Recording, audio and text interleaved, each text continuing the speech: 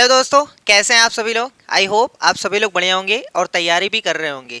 आज की इस वीडियो में हम लोग बात करने वाले हैं, अगर आप बीपीएससी टीआरई 4.0 के लिए हिंदी विषय से तैयारी कर रहे हैं, चाहे 6 to 8 की तैयारी कर रहे हैं या 9-10 यानी टीजीटी की तैयारी कर रहे हैं, तो ये वीडियो आप ही लोगों के लिए है। इस वीडियो में हम लोग बात करने वाले हैं संपूर्ण सिलेबस की, महत्वपूर्ण टॉपिक जो है उसके बारे में बात करेंगे और बुक लिस्ट के बारे में बात करेंगे, चाहे वो साहित्य की बुक हो या फिर व्याकरण की बुक हो, दोनों की बात करेंगे। और एक कंप्लीट स्ट्रेटेजी के साथ कैसे आपको पढ़ना है, कौन सा टॉपिक पढ़ना है, कौन सा टॉपिक बहुत इंपॉर्टेंट है, तो इन सारी चीज़ों के बारे में बात कर रहे हैं। तो चलिए वीडियो की शुरुआत करते हैं। सबसे पहले आपको पता है कि हिंदी का जो सब्जेक्ट होता है उसमें टोटल 80 क्वेश्चंस आते हैं। जो पार्ट थर्ड होता है हम उसकी बात कर रहे हैं, ठीक है। टोटल कितने क्वेश्चंस आते हैं? 80। चाहे आप 6 to 8 की तैयारी कर रहे हैं या 9 to 10, आपको सिलेबस वही पढ़ना है, बुकें वही रहेंगी, बस पूछने का तरीका बदल जाता है, ठीक है। जो 6 to 8 होता है उसमें कुछ आसान आसान क्वेश्चन पूछे जाते हैं, लेकिन उसका थोड़ा अंदर से पूछा जाएगा वो 9th और 10th में, ठीक है। अब इसमें दो पार्ट होता है, एक होता है साहित्य का पार्ट और एक होता है व्याकरण का पार्ट। अगर 6 to 8 की बात करते हैं तो इसमें साहित्य जो आता है वो ये मान के चलो लगभग 30% और व्याकरण जो आता है वो 70%। लेकिन अगर 9th और 10th की बात करते हैं तो इसमें साहित्य आता है लगभग 40%, इसमें थोड़ा साहित्य की मात्रा ज़्यादा हो जाती है, ठीक है। और व्याकरण थोड़ा सा कम हो जाता है 60%। तो ये 9th और 10th का है, ये 6 to 8 का है। आपको पूरा पढ़ना है, कोई भी चीज़ छोड़ना नहीं है। ये नहीं कि इसमें साहित्य बहुत कम आता है उसको छोड़ दें, नहीं भैया, तो एक सीट पक्की नहीं होगी, क्योंकि अगला बंदा जो है वो पूरी अच्छी तरीके से तैयारी कर रहा है दोनों पार्ट की, चाहे वो साहित्य की चाहे व्याकरण की। तो अगर आप साहित्य छोड़ के पढ़ते हैं तो ऐसा कुछ भी नहीं है, मत छोड़िएगा, नहीं तो सीट पक्की नहीं होगी, ठीक है। तो चलिए देखते हैं। सबसे पहले एलिजिबिलिटी देखते हैं। 6 to 8 लिखा हुआ है, वर्ग 6 to 8 के भाषा विषय के विद्यालय अध्यापक के लिए स्नातक स्तर पर प्रतिष्ठा यानी ऑनर्स में या आनुषांगिक यानी सब्सिडियरी विषय के रूप में संबंधित भाषा विषय पठित हो। यथा संस्कृत संस्कृत के बारे में बात किया गया, उससे आपको लेना देना नहीं, बस ये मान के चलो आपने ग्रेजुएशन में हिंदी पढ़ा है तो आप इस पेपर के एलिजिबल हैं, बस ये। चाहे आपने नकल करके पास किया है, चाहे जैसे आपने पास किया है, अगर ग्रेजुएशन हिंदी है सब्जेक्ट आपका तो आप इसके अध्यापक बन सकते हैं। लेकिन उसके साथ में आपका सीटेट पेपर सेकंड पास होना चाहिए या बिहार का जो टेट होता है पेपर सेकंड पास होना चाहिए। दोनों में से चाहे ये पास होना चाहिए चाहे ये पास होना चाहिए, दोनों पास हो तो कौन सी दिक्कत है ना भैया। चलो अब 9th और 10th की बात करते हैं। 9th और 10th में भाषा से संबंधित विषय जो है, माध्यमिक विद्यालय अध्यापक के पद हेतु भाषा से संबंधित विषयों में संबंधित भाषा में स्नातक स्तर पर प्रतिष्ठा यानी ऑनर्स में हो या सब्सिडियरी के विषय के रूप में पठित हो। बात वही कह रहा है कि अगर आपने स्नातक हिंदी विषय आपका है तो बस आप एलिजिबल हैं 9th और 10th के लिए। साथ में आपको पता है कि बीएड होना चाहिए और उसके साथ में स्टेट पेपर फर्स्ट आपका पास होना चाहिए। पेपर सेकंड 11th-12th के लिए होता है, स्टेट का जो पेपर फर्स्ट है वो आपका क्लियर होना चाहिए, क्वालिफाई होना चाहिए। अब हम लोग सिलेबस देखते हैं। सबसे पहले हिंदी साहित्य का जो सिलेबस है, ये जो हमने टॉपिक लिखे हैं हो सकता है कोई छूट गया हो, ये इंपॉर्टेंट टॉपिक्स हैं, इससे क्वेश्चन पूछे गए हैं, इसलिए इसको लिखा गया है, ठीक है।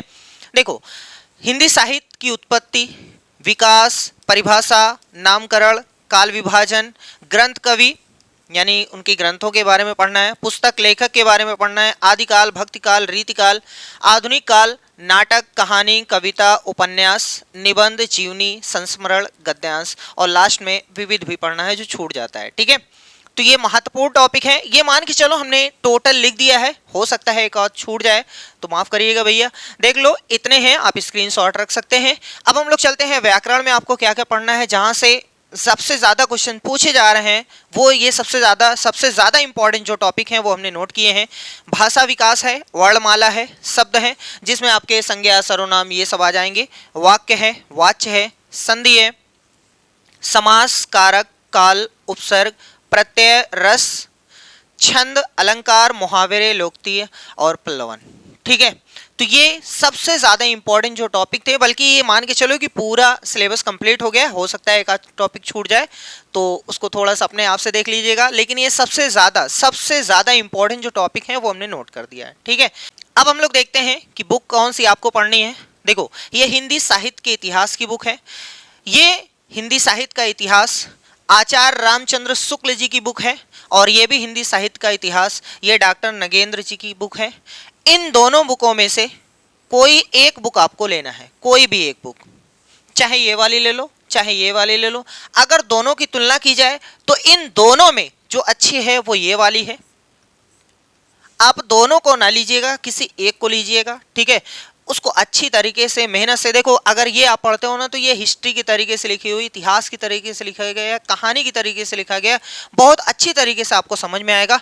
ये हमने देखा नहीं, इसके बारे में कुछ नहीं कह सकते हैं, लेकिन ये बहुत ही अच्छी बुक ये भी मानी जा रही है। देखो ये और ये दोनों में से कोई एक बुक आपको लेना है, अच्छी तरीके से पढ़ना है। अगर एक चैप्टर कंप्लीट होता है उसके बाद उसकी प्रैक्टिस करना है। प्रैक्टिस के लिए चाहे आप ये बुक ले लो चाहे आप ये बुक ले लो, दोनों बहुत अच्छी बुकें हैं। अगर इन दोनों में तुलना की जाए तो ये बुक इससे अच्छी जाएगी, ठीक है। कोई भी एक चैप्टर पढ़िए उसका। ये वस्तुनिष्ठ इतिहास की बुक है भैया, वस्तुनिष्ठ है इसमें, यानी बहुविकल्पी प्रश्न आपको मिलेंगे। इससे एक चैप्टर पढ़ो, यहाँ आके प्रैक्टिस करो, यहाँ पर मेहनत से इसको पढ़ो, देख करके जो भी टॉपिक यहाँ कंप्लीट है इसमें से तैयारी करो, ठीक है। तो ये बात हो गई हिंदी साहित्य के इतिहास की, यानी साहित्य के पार्ट की। अब व्याकरण के लिए कौन सी बुक आपको खरीदनी है? तो व्याकरण के लिए यहाँ 4 बुक है।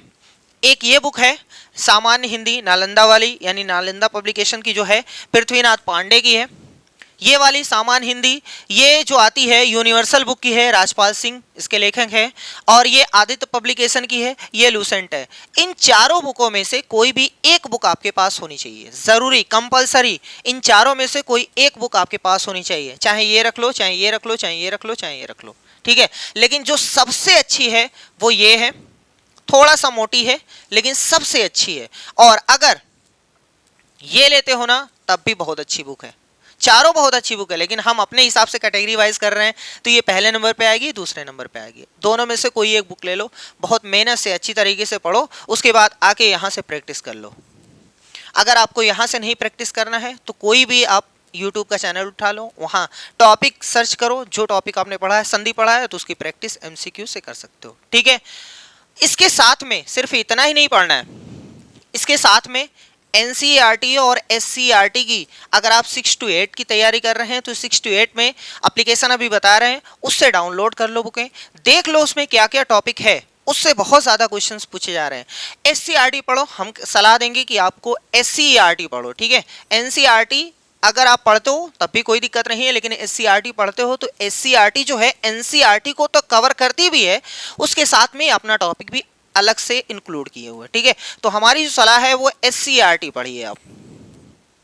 ये बुकें आपको कहाँ से मिलेगी, पहले ये समझ लो कि अगर आप 6 to 8 की पढ़ते हैं तो वहाँ से डाउनलोड करना है।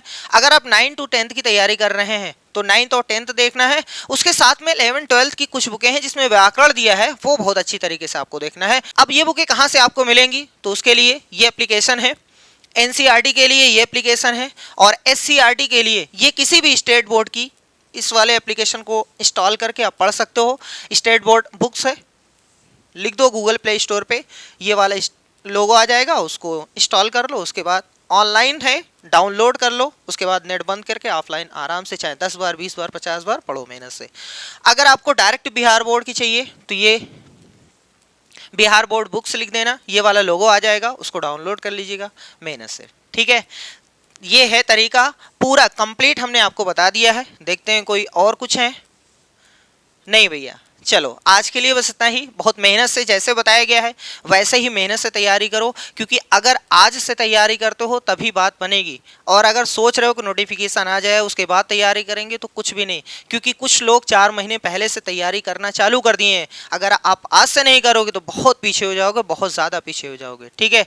तो आज के लिए बस इतना ही। जितना मटेरियल बताया गया उसको पढ़ो, ठीक है। मेहनत से पढ़िएगा, लिमिटेड सोर्स रखिए, जितना कम बुकें रहेंगी, मतलब सफिशिएंट बुक होनी चाहिए, उसको जितनी बार मल्टीपल टाइम्स आप रिवीजन करोगे उतना बेहतर है। ये नहीं कि 10 बुक लेकर के आओ उसके बाद पढ़ भी ना पाओ, ऐसा नहीं होना चाहिए। एक बुक लेके आइए चाहे 2 बुक लेके आइए, लेकिन कम से कम 2-3 बार उसको रिवाइज करिए, ठीक है, वो ज़्यादा फायदा देगा। तो आज के लिए बस इतना ही, मिलते हैं नेक्स्ट वीडियो में। तब तक के लिए आप अपना और परिवार वालों का ज़रूर ख्याल रखिएगा। धन्यवाद।